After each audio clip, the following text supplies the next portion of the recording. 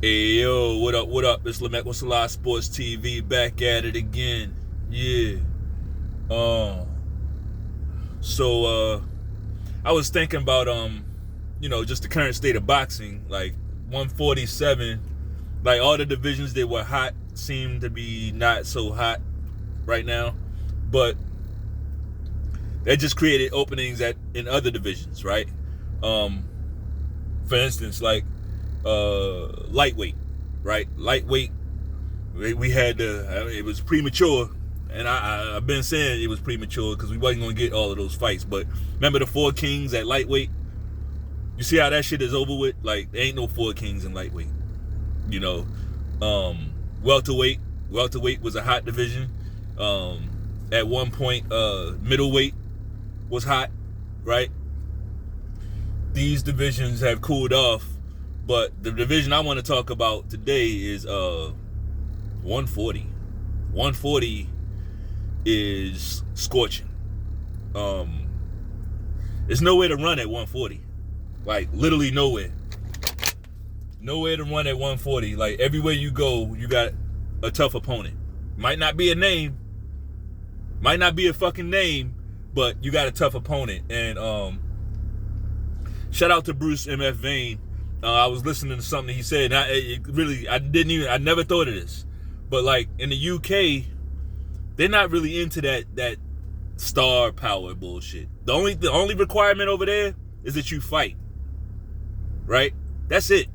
The fact that being a good fighter is all they ask for. They don't ask for you to have charisma, and they don't ask for you to have 5 billion followers. They don't ask for none of that.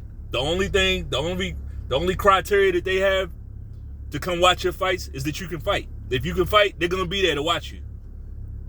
In other words, they're fans of the fucking sport. Right? So, shout out to Bruce MF Vane for that. But, yeah, and I kind of feel like that about this division. Not a whole lot of star power, but it got a lot of motherfuckers that can fight. Right? So, if you're a real fan of the sport, that's the division. So let's talk about it. Like it's funny because we got a fight coming up in a couple weeks.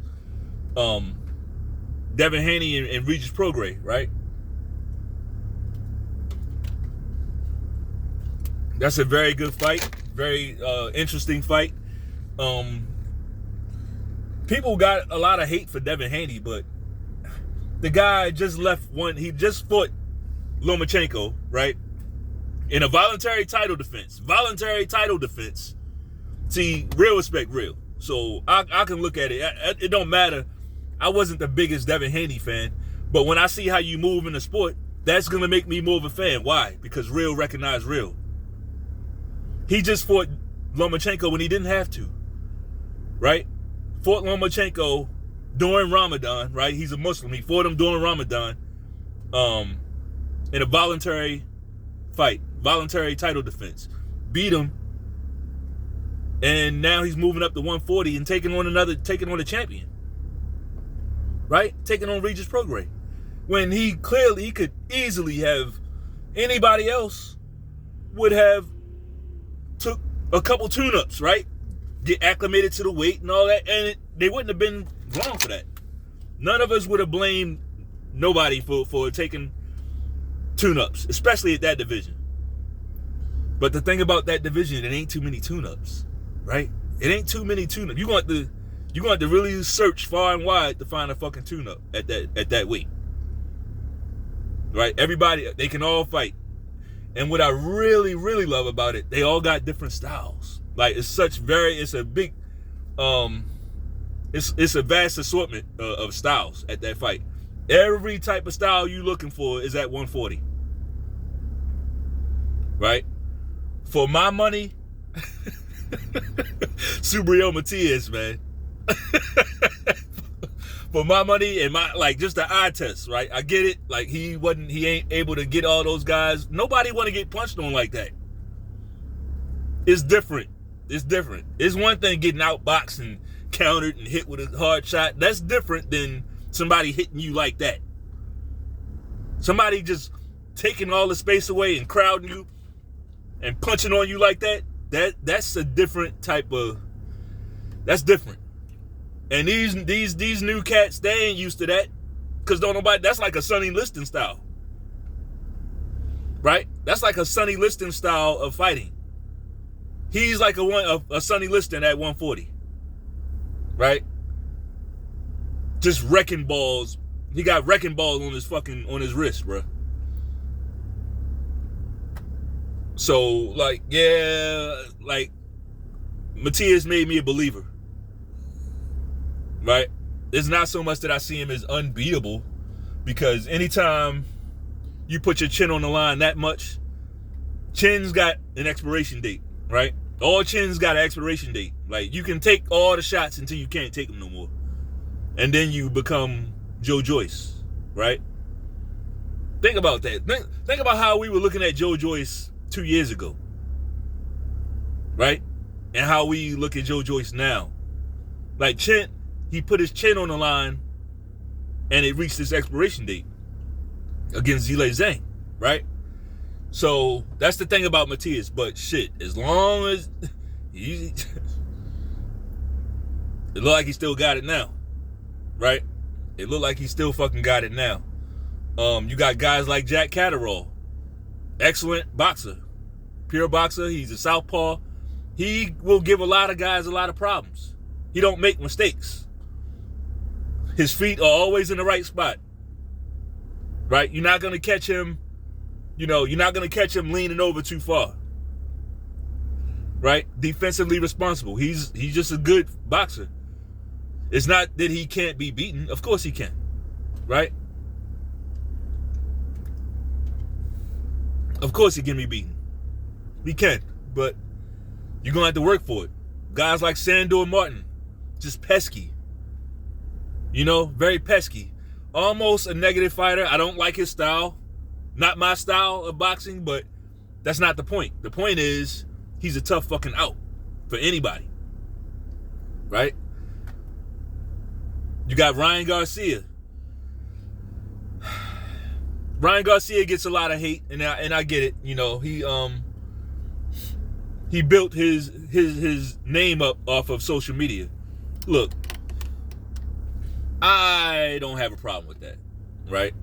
When I see how these promoters cake off these boxers, they and use these boxers, and the promoters, he was able to circumvent that and create his own lane. How can any of us hate that? We on social media. We trying to build channels and all this shit. I don't feel like nobody with a YouTube channel should hate Ryan Garcia. It's almost and it's almost oxymoronic, right? So just that in and of itself, I can't hate on him. Now, I will say this: Ryan Garcia must get back to his craft. He got to get back to his craft. He needs to decide if he really wants to do this. Here's the thing about Ryan Garcia. Because of how he has built himself and built his career, he already has his next career lined up. He talks about the sport very well. He talks about boxing very well.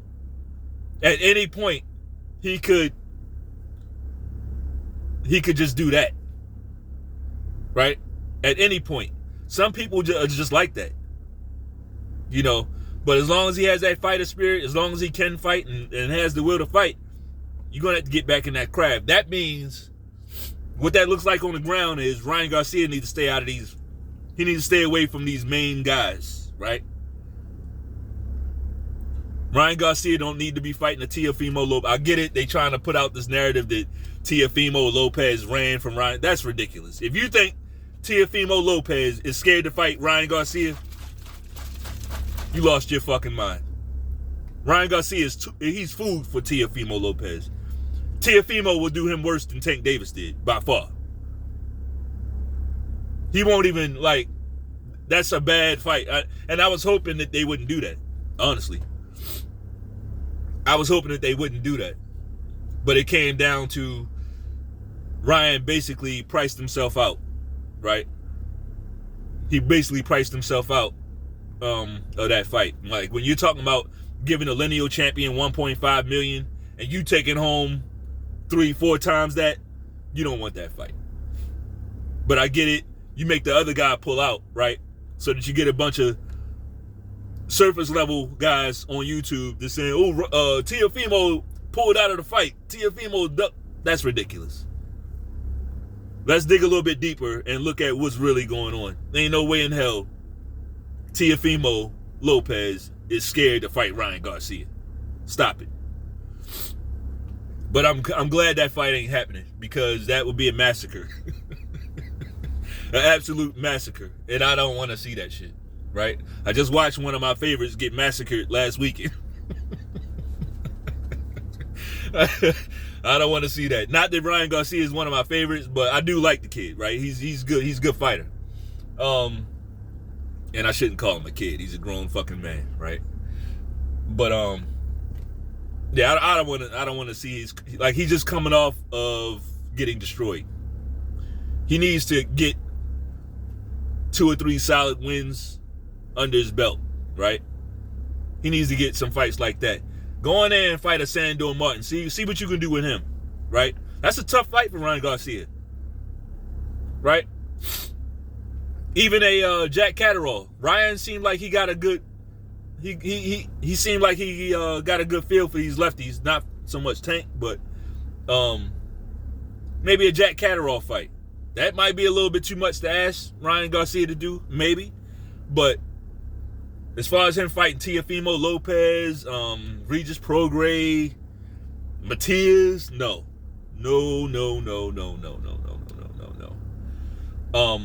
As for Regis Prograis, he's been at that weight a long time, right? He's been at that weight a long time.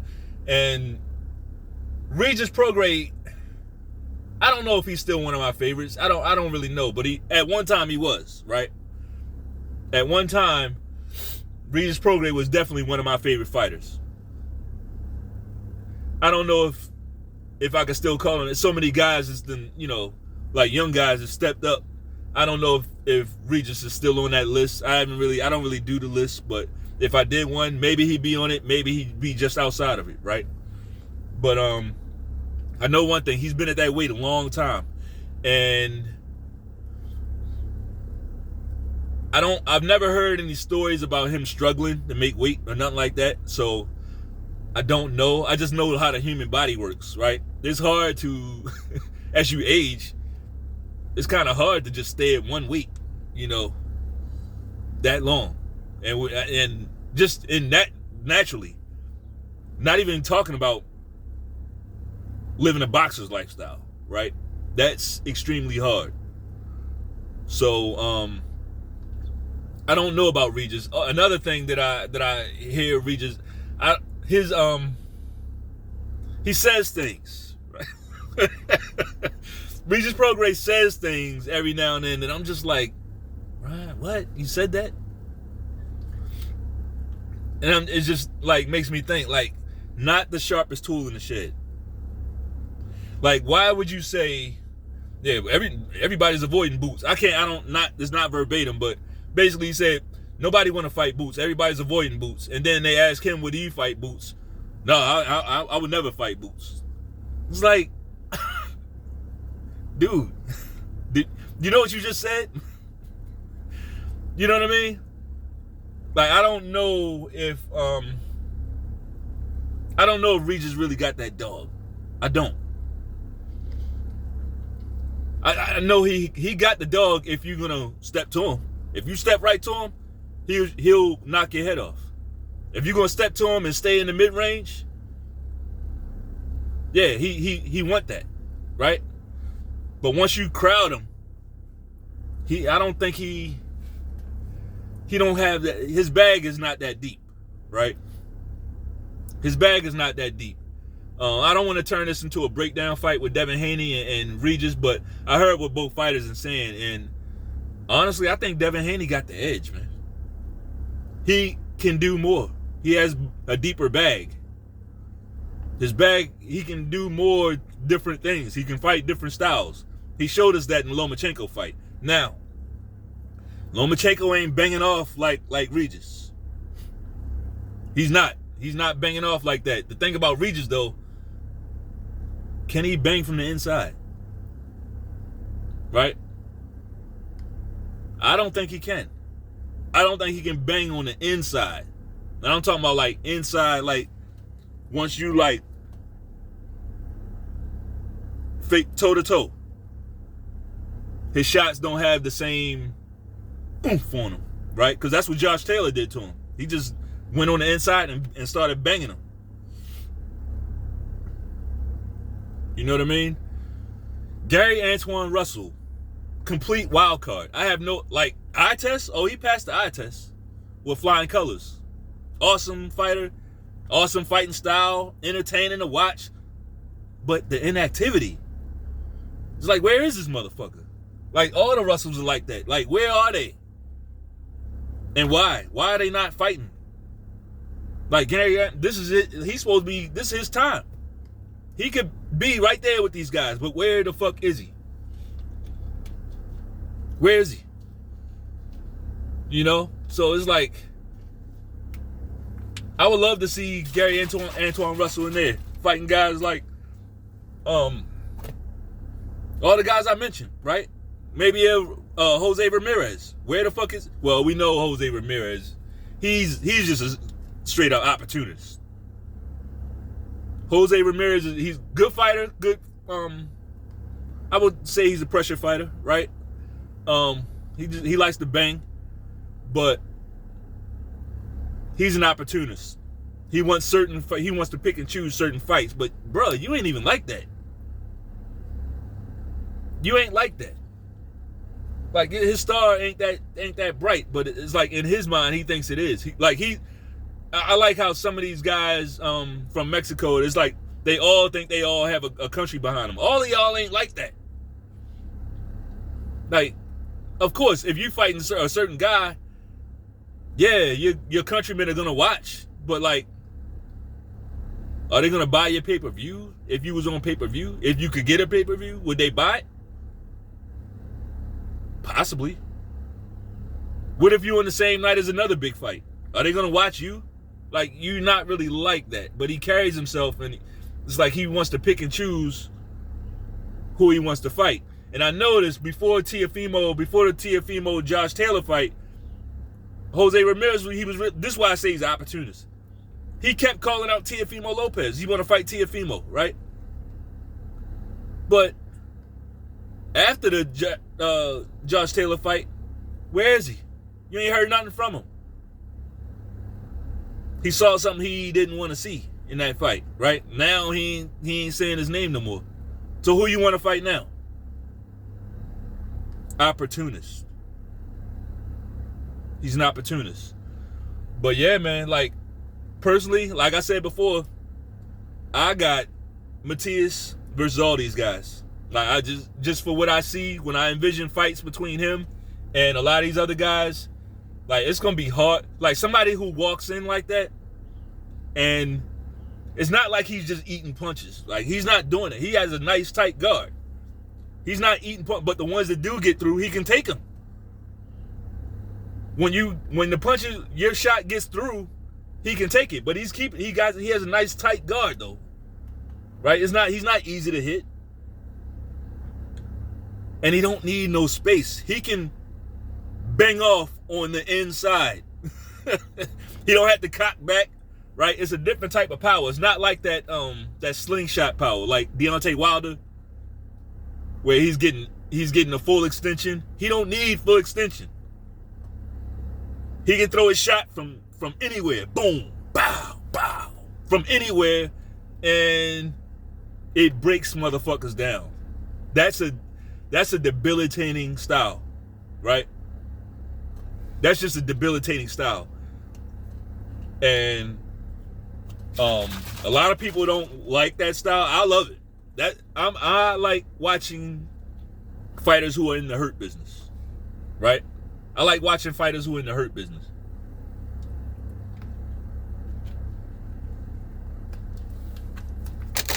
So, the only thing about Matias is how long will he be able to stay there? right? You can see he's a big guy. I mean, solid. I don't know about height-wise.